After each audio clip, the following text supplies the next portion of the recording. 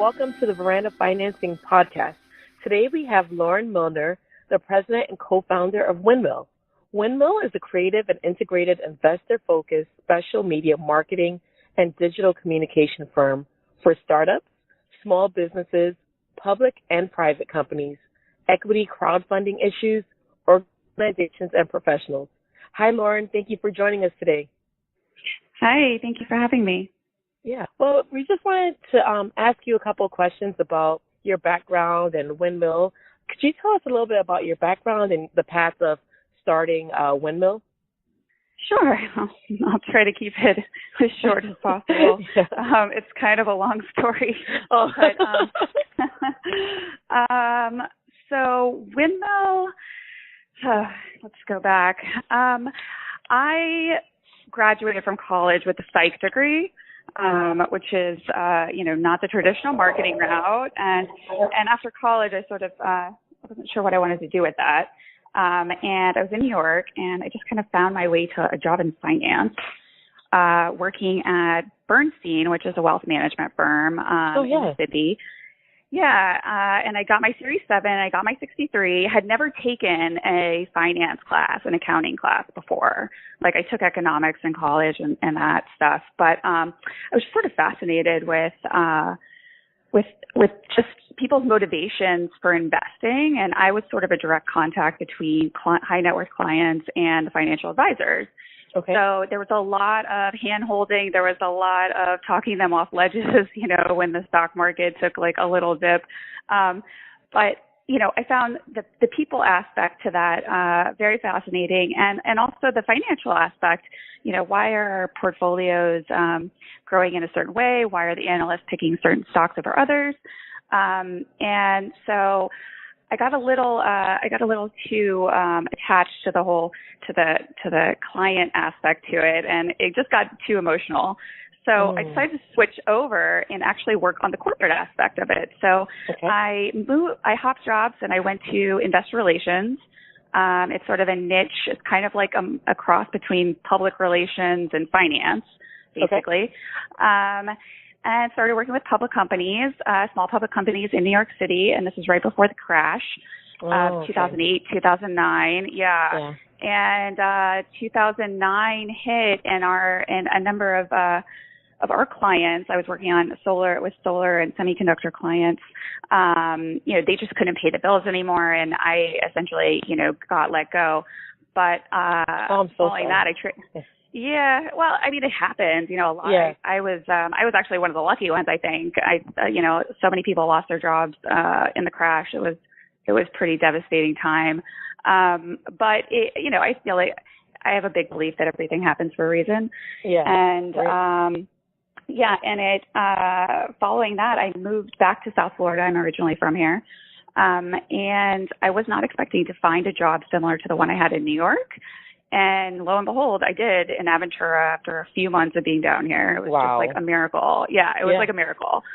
And it was a very small agency. It gave me a lot of room to work directly with the clients to create unique, messaging strategies and just different ways to get our message to our shareholders, and to ensure that we're obviously coming off, transparent, clear, communicating, and also trying to get obviously more brand awareness and more exposure for our clients.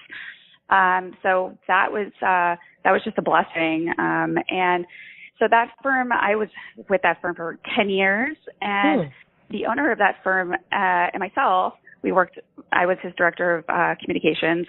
We worked hand in hand together. I was his right hand.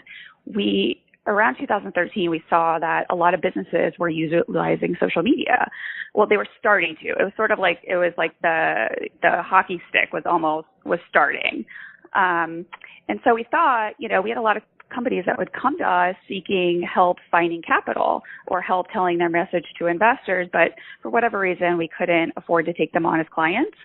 But there were certain things that we could help with. We could help brand them. We could help build their online presence. We could help position them to look like they are, that they are growing as they should be. And so we saw social media as the perfect aspect and the perfect avenue and channel for that, for these smaller companies that we really couldn't take on as clients.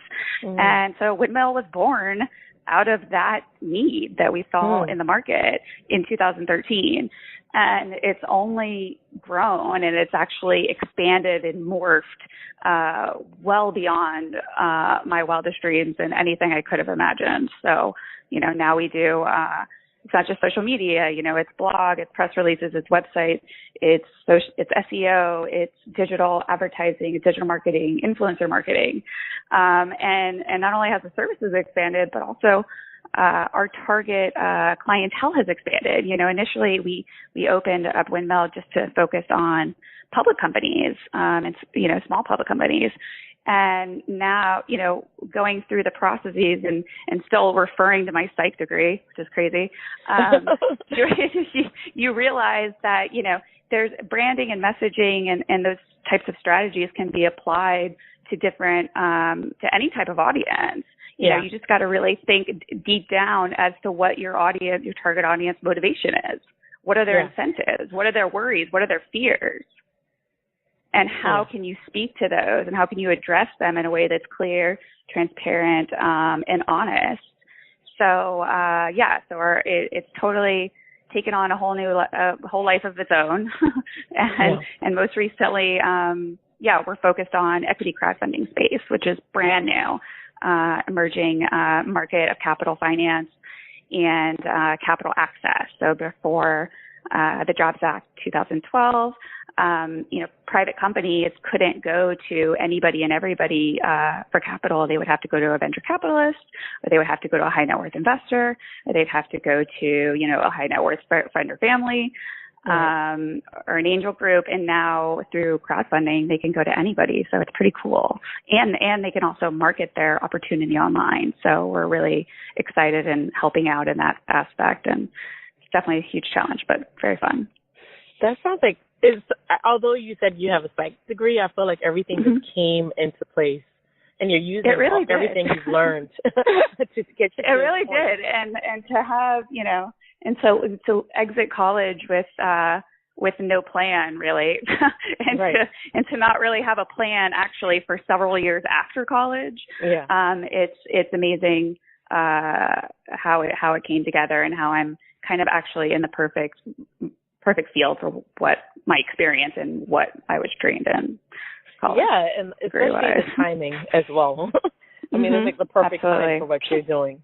I know this isn't, you were just talking about equity crowdfunding. Could you give us an example of like what you'll help clients do? Because I know that's a huge space for raising capital, especially for small business owners.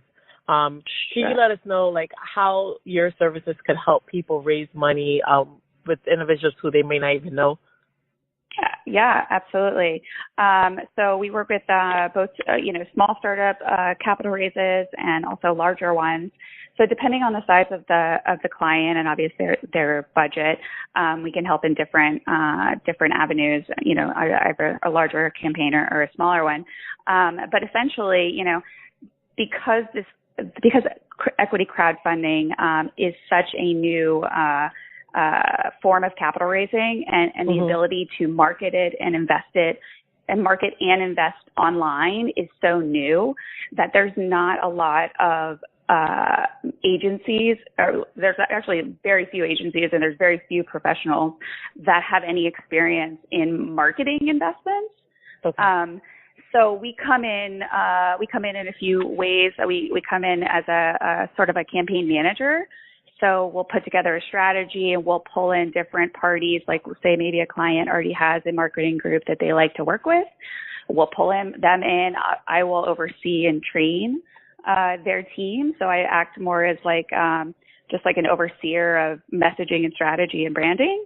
And then in other cases, clients that don't have all those teams in place or don't have preferred providers, we'll build a campaign and we'll pull in subcontractors and providers in each niche of the campaign. And basically, because, like I said, these crowdfunded offerings are so new, there's not a recipe that works exactly for every company. So it's a lot of A/B testing. It's a lot of throwing things against the wall and seeing what sticks.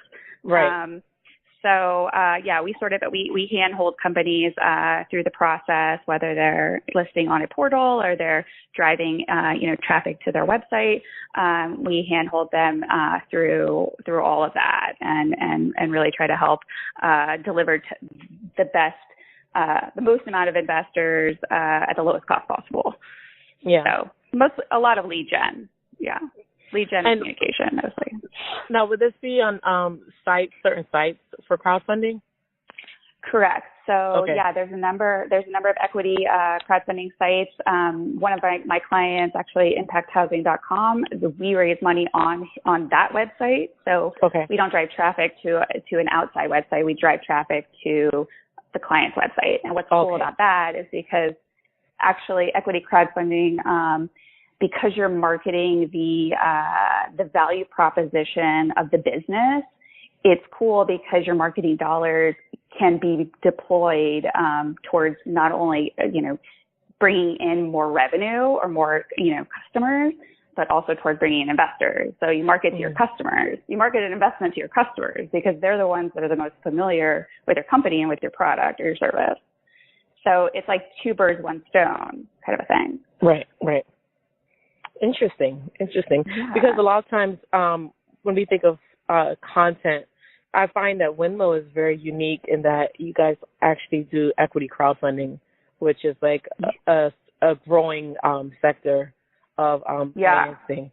And absolutely. And to tell the story makes such a big difference because I think there's a misconception that you just throw up your website and, and you tell, like you put a paragraph and, you send it to your friends and you raise a lot of money. It doesn't work like that. Christine, I could do a whole interview just on that. And what's funny is, the portals themselves or the platforms sell themselves to companies, to get their offering on their platform based on, the existing investor base that they have, but they don't actually do anything to market your investment. Right. So you still have to use other marketing dollars to drive traffic to their website, which in the end, they end up retaining that investor. Mm-hmm. So it's, people have right, exactly. People definitely have that misconception. So I feel like I'm shooting it down every day. And I think it's also the way. I don't think people are as transparent of what they do to allow them to raise huge amounts of money on Kickstarter and all these other platforms. People just really think that they just put up a video and then they raise lots of money. There's nothing else to happen, but there are a lot of things that's happening in the background that no one's really talking about. Yeah. Oh, yeah, for sure. Well, this is really good to know. Anyone listening, check out Windmill if you're going to try to raise equity crowdfunding. I will either talk you into it or talk you out of it. I've talked many companies out of it. Really? Just because, it's a client that, maybe I gave away, but I have a soft spot for startups and for businesses and for entrepreneurs and capital and cash flow and, maintaining a viable, working business. And for some entrepreneurs, it doesn't make sense to equity crowdfund. Maybe they don't have a business that is easily understood, or maybe they don't have a huge network that they've already built, or maybe they have a network, but they're not willing to go out to it. Those are the ones that I'm like, maybe you shouldn't do this. Yeah. It's not for the faint of heart. Right. It's definitely not, for sure. Do you think that product-based companies are best for crowdfunding? I think consumer products. Okay. Yes. Consumer products are ideal. Real estate is ideal because real estate is a very easily understood offering, easily understood, asset. I think anything that is sort of impact driven, so something that's, environmentally friendly or, has this sort of social good aspect to it is also really great. for crowdfunding.